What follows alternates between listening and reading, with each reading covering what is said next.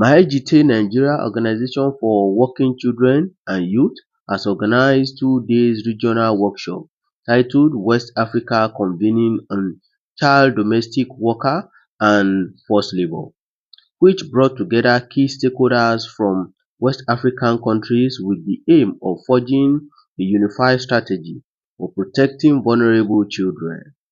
The workshop, held on 26 and 27 of November 2025 at Ikeja, Lagos State, Nigeria, was funded by Freedom Fund under the theme Understanding the Reality, Voices, Challenges and Perspectives on Child Domestic Work along West Africa Corridor.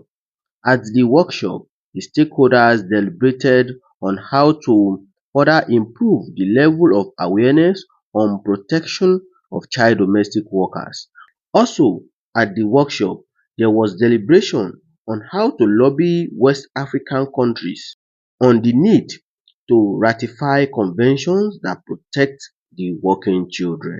MAEJT Nigeria is a um, transnational organization. We are in 28 African countries. So we have our members across all the West African countries. Here today we have members from Togo, Ghana, and Benin.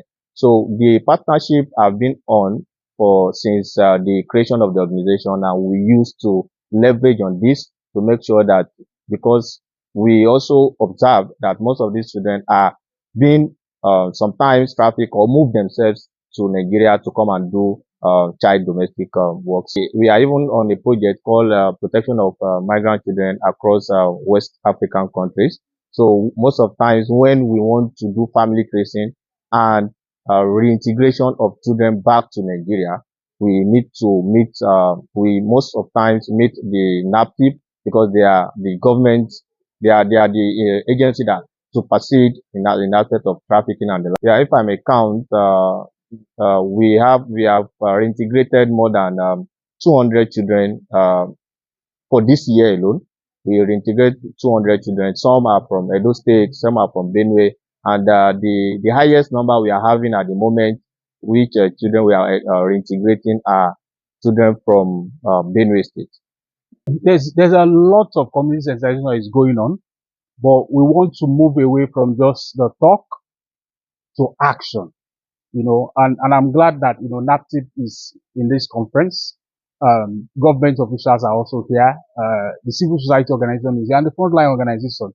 So we are moving away from just talking into action. So we're not, actually arguing about the fact that this is a norm, but what we are saying is that we need to put a face to the exploitation. And that's why on our project, we usually say that when you see something, you say something, So a neighbor who is, observing that a child is maltreated within that setup should be able to, report. We have toll-free lines where, people can call, 800, 800, 801. We can speak to the issue around poverty. And one major solution to reducing vulnerability of children is also addressing poverty in the nation. We speak to issues around providing proper social protection floors, implementing the social protection policies that we have in the country.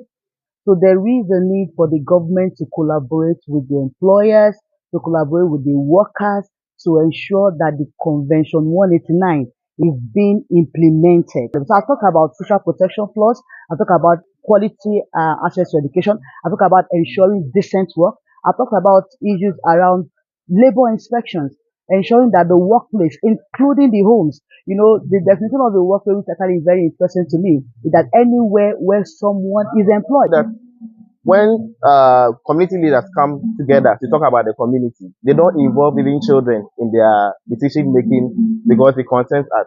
And with that, they have to also invite us to talk about this issue. They also have to tell the community. They have to sensitize the community about child domestic work, because we know it's happening in those communities, and they have to actually let parents know that you can't just deprive a child from education because you want that child to do all the household chores. See a lot of conferences here and there talking about child labor. But is it enough? Is it enough for us to actually sit in our comfort zones or in our conference hall to talk about it without having to go to the communities to talk about it? Because everything that happens comes from the communities. There is no way we can justify children being in child domestic work situations. A child is a child. A child is to be protected. A child is to be provided for by the adults in their lives.